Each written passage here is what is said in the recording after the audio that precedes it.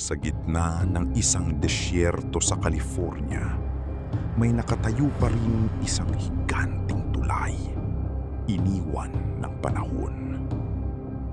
Matatagpuan ito sa Carrizo Gorge, isang lugar na kilala sa matinding init at isolation.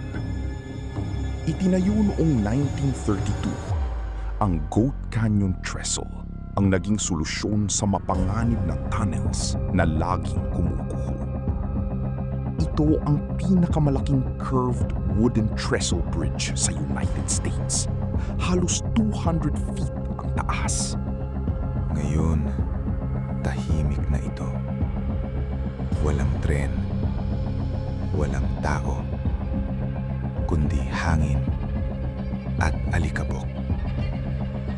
Hindi ito madaling puntahan.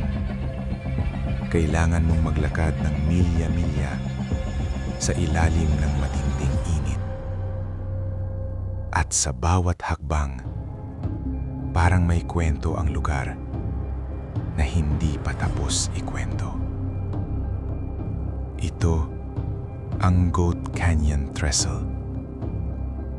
Isang paalala na kahit ang pinakamalalaking proyekto, kayang iwan ng panahon.